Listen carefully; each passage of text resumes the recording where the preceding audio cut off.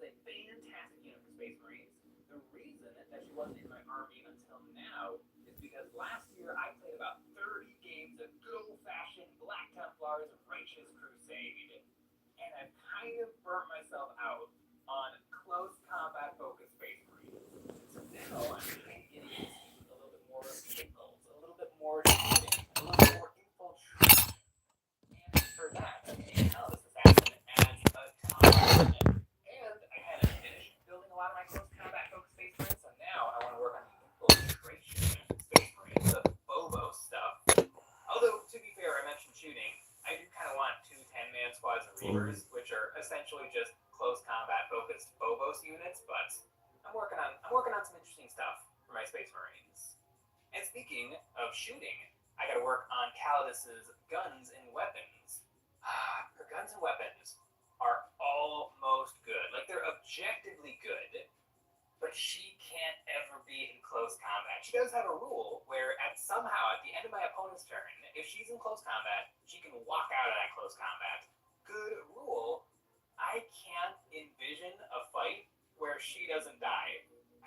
Gretchen, I guess she could probably survive a round of Gretchen fists, but she's meant for utility. For my Vindicar, I went with military green on the gun to make him feel more like an army man, and I want to do the same thing on the Calidus. I started by washing all the weapons with some Creed camo, and then mixed some warm white into the green contrast paint to do some highlights. The Zenithal actually did come in handy for the weapons. I painted the rim of her pistol with silver, and then base coated the inside bits with green. The weird crystal stuff of the gun looks suspiciously like Skaven warpstone, but according to the lore, it's Eldar technology. It basically fries opponents' nervous systems. After a base coat, I did some highlights with green mixed with yellow. I layered this up until it was nice and bright, and then gave it a wash with some bright saturated green, finishing off with a few dots of white for the brightest spots. Now it's on to the definitely not a Necron phase sword, and for this I want to try something special. For that, I need to protect the paint that's currently on there. I gave her 2 thin coats of Vallejo Mecha Satin Varnish. This slightly glossy finish will also make her colors nice and vibrant. Then I pulled her blister back out of the garbage because I need some clear plastic. I cut a small square of this stuff out so I can make an energy trail flowing off the sword. I cut a shape that conforms to the curve of the blade and then stuck it down to a paint handle. I blasted one edge with a little bit of white primer and then hit it with some neon green contrast paint. Now I need to stick this down. I globbed some UV cure resin onto the edge and carefully pressed this against the edge of the sword. This is a really tricky operation, but almost instantly as the UV lamp hits it, it was locked into place. Now I can paint the sword. I base coated it in a nice bright green and then used a light green to highlight, making the top half of the sword brighter and more saturated than the bottom half. I used yellow in a stippling pattern to make a crackled edge along the tangent edge of the blade and white for my brightest highlights, dragging this across the plastic as crackling lightning spilling off the sword. I glazed yellow over top of the white to keep the colors nice and vibrant, and now I have a really interesting looking power sword. This mini has been a ton of fun. Now the only thing left is to tackle the base, and my Templar bases are super easy, barely an inconvenience. I started out with some really watered down Vallejo earth, spraying this through the airbrush to tint the Zenithal highlight into a warm brown. Then I dry brushed Pro Acryl Olive Flesh. This 1-2 punch is perfect for giving my Templars a dry desert environment, but this assassin has a little bit more going on the base than my standard Crusaders, so I did a little sponging with olive flesh to give the walls some more texture. And speaking of texture, the rebar sticking out could use some rusty texture, and the best rust in the biz is dirty down rust. Now I can paint the rim of the base black and get to gaming. Oh, that phase sword. I can hear the lightsaber boom boom noises in my head. I painted this model to win me points in Warhammer, but I know in my heart of hearts, every once in a while when the opportunity presents itself, I'm going to charge her in and see if she can kill some enemy characters. Those are the moments. Those are the Warhammer cinematic moments that stick in my brain as I'm drifting off to sleep after a hard-fought battle. I don't necessarily remember when my intercessors take out a squad of orcs, or when my tanks manage to strip a wound off of a turbogon, but I will remember when my Calidus assassin charged into a squad of Gene Stealer cultists and killed the Magos, and then proceeded to get absolutely decked by the neophytes returning fire. The assassins are pretty darn cool. And there's actually a really good Warhammer novel called Assassinorum Kingmaker, where a group of assassins have to work together to do some shady stuff. I really like the kind of background characters in Warhammer 40k. All of the different armies are really cool, but the weird little things, like the assassins sent out into the galaxy on missions, are really something interesting in Warhammer 40,000. I now have a Calidus Assassin and a Vinicare. I mean, eventually, I'm gonna get the other two assassins, but for right now, these two are the only ones I can fit in my lists.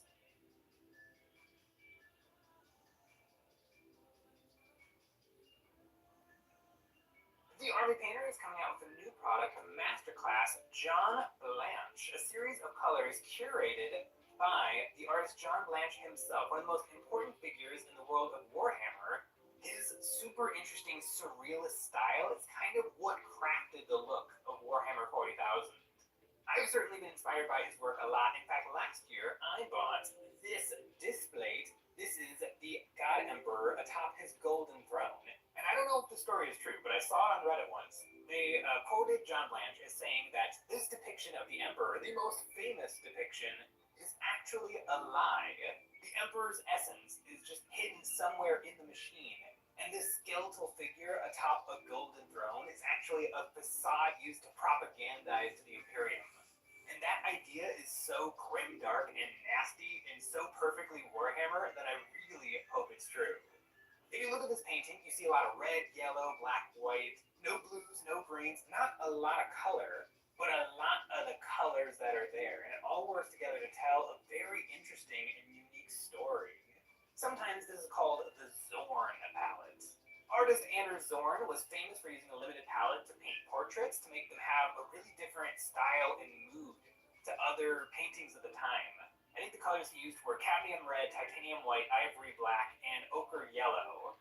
And using that limited palette gave his paintings a really, really different feel than focusing on different colors to tell that story. And there's a lot of different artists who do something really, really similar. Some artists I really like is Zedislav Bekinski.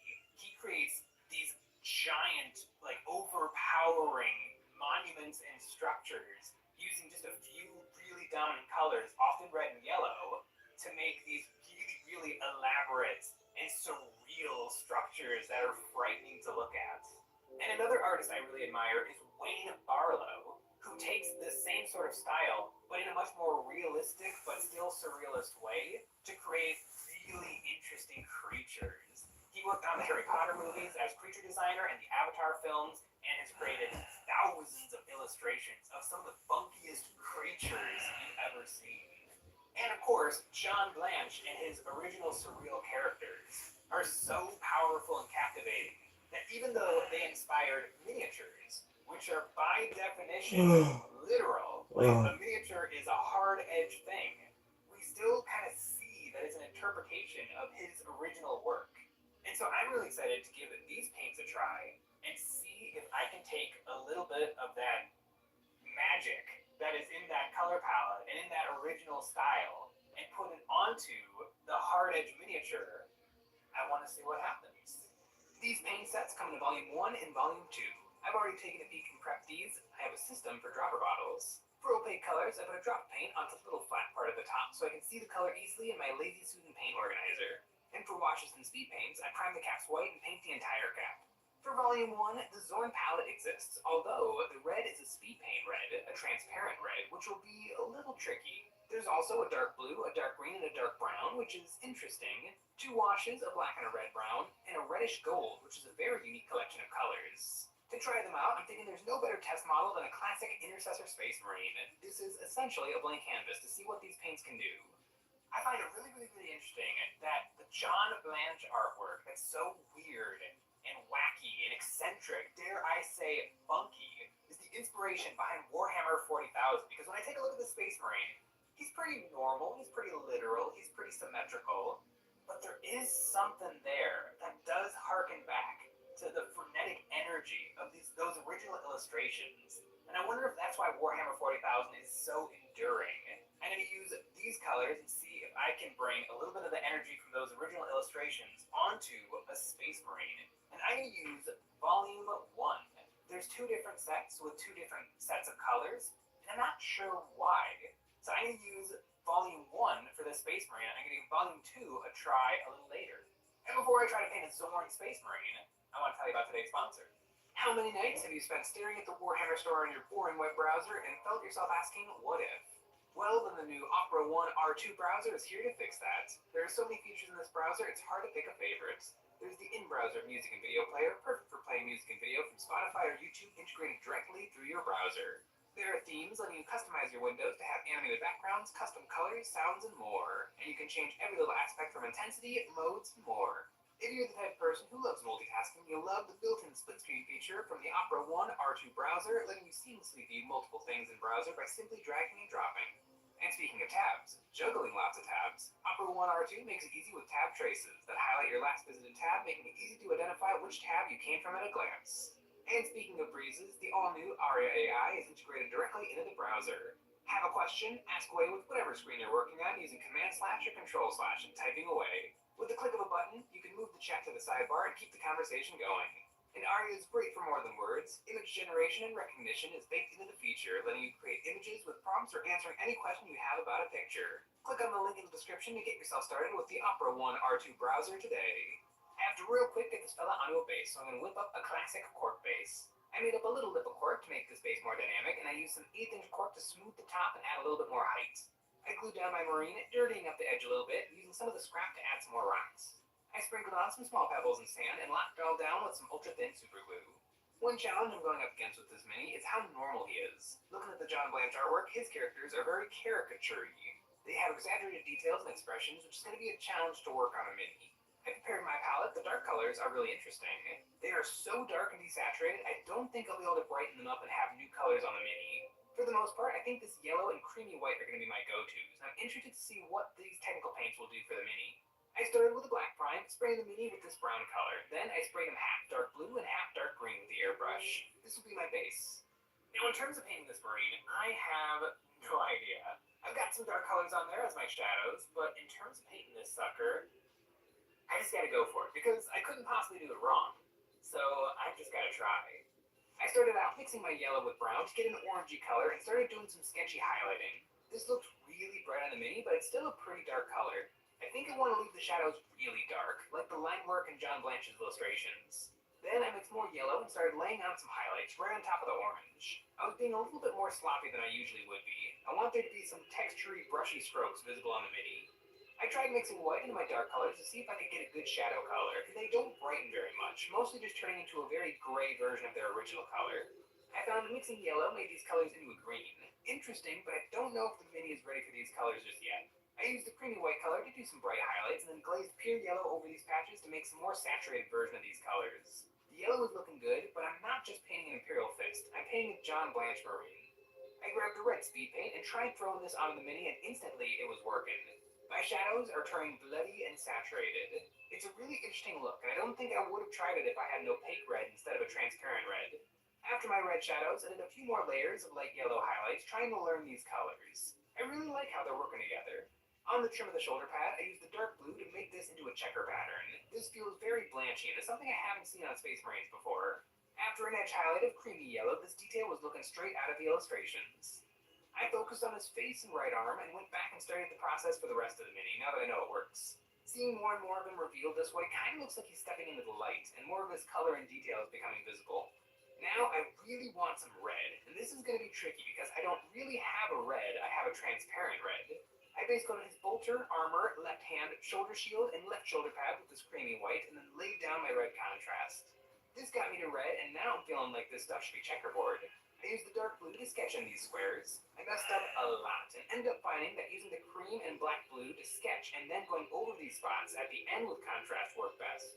I mixed the blood red with the dark brown to make my shadow color, and I glazed this, and to highlight the checkers, I mixed red with the cream color to highlight each individual square, doing the same with the dark blue.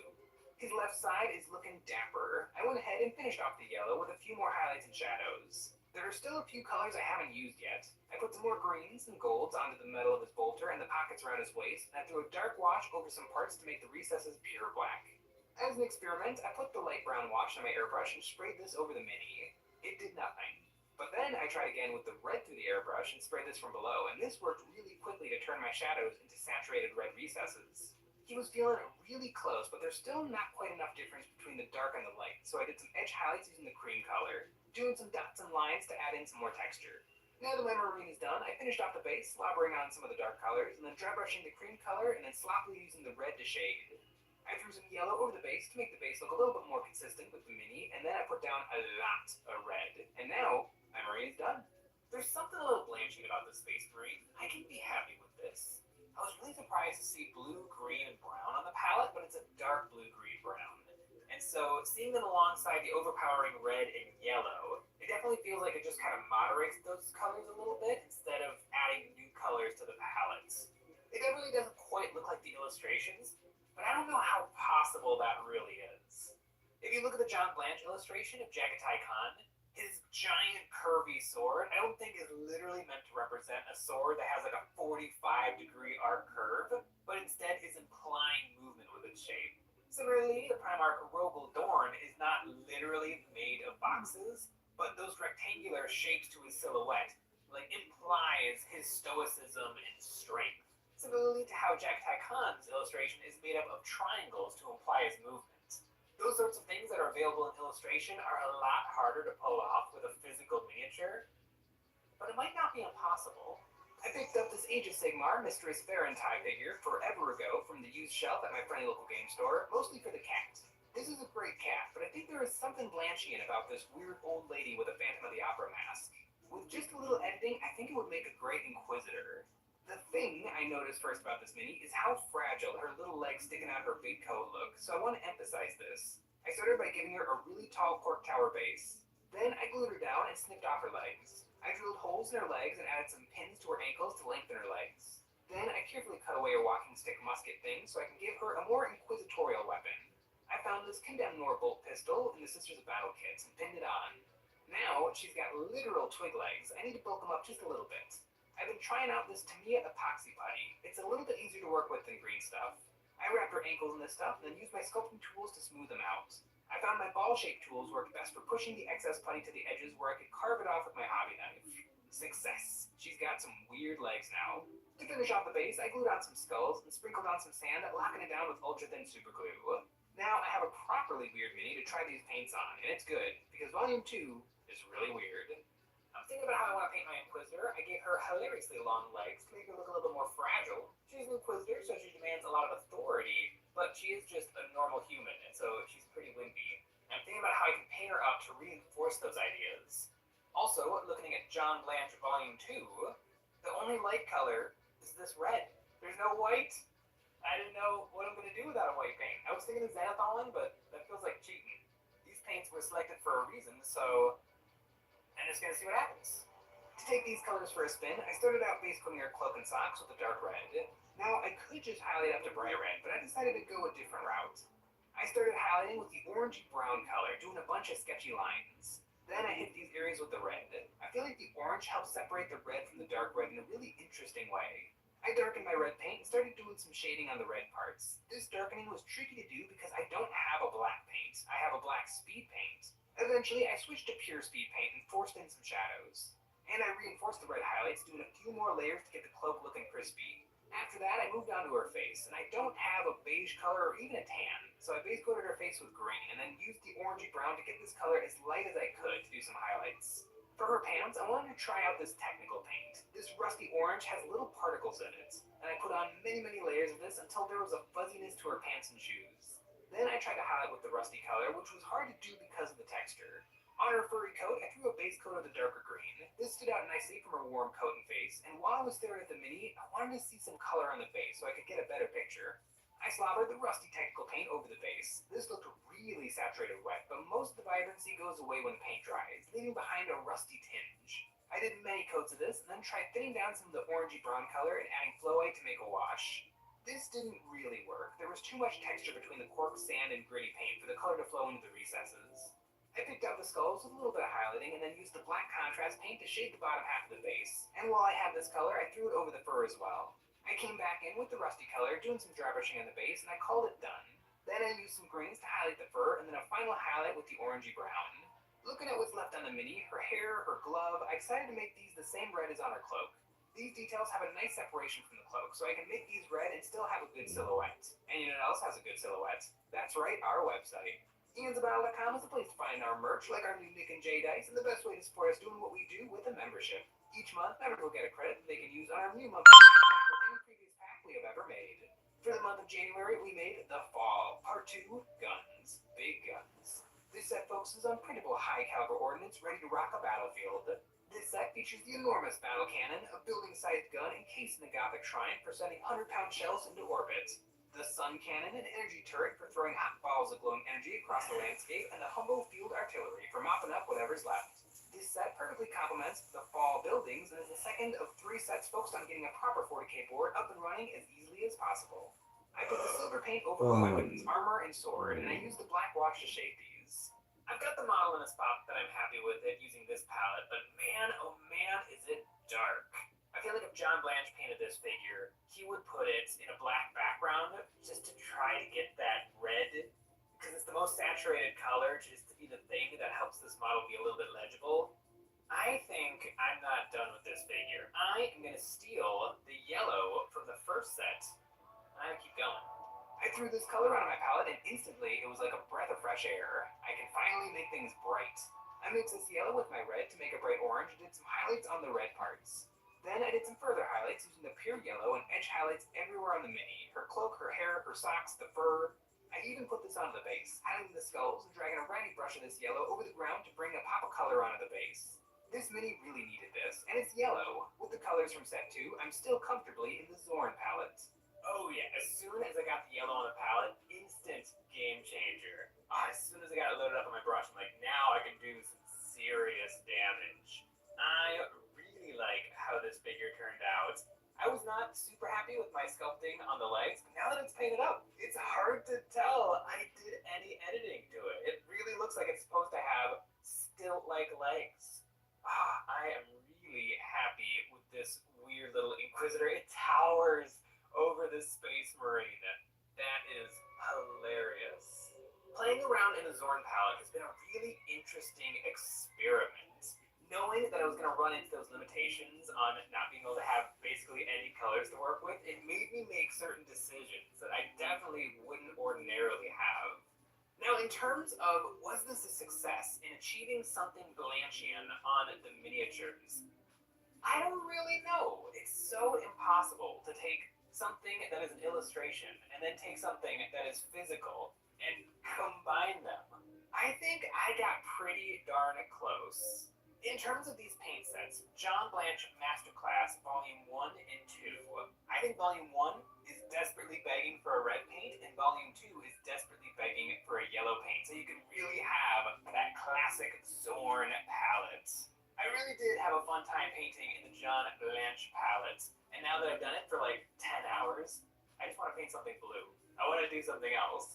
Let me know in the comments below, what do you think of my paint jobs? Did I achieve a John Blanche paint job? I think so. I think I got like 60 or 70% of the way there, and with a little bit more experimentation, maybe I can get something that is a little bit closer to those illustrations. Thanks for watching.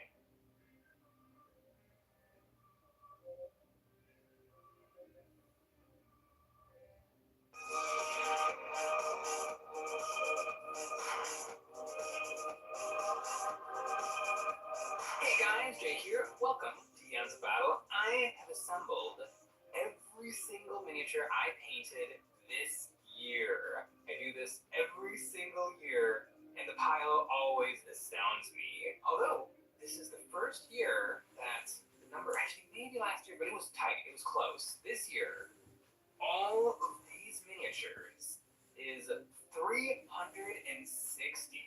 I would have really liked to have gotten 5 more models done because then it would be 365 and it would be 1 model per day, but it didn't quite happen. But it's still a ton of minis. Last year I painted 430 something, so this year it is less. But I do think the models I painted this year are all good. Like every year usually there's a couple of projects that are like,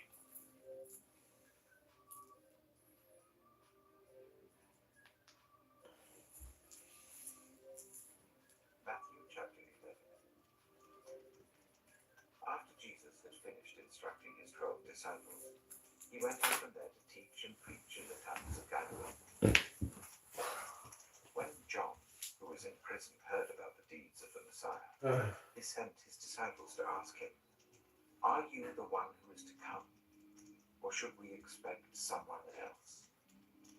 Jesus replied, "Go back and report to John what you hear and see.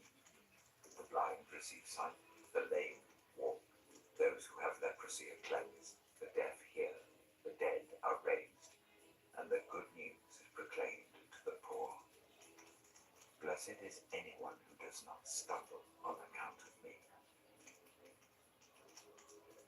As John's disciples were leaving, Jesus began to speak to the crowd about John. What did you go out into the wilderness to see? A reed swayed by the wind? If not, what did you go out to see? A man dressed in fine clothes? No, those who wear fine clothes are in king's palaces. Then what did you go out to see? A prophet? Yes, I tell you, and more than a prophet. This is the one about whom it is written, I will send my messenger ahead of you, who will prepare the way before you. Truly I tell you, among those born of women,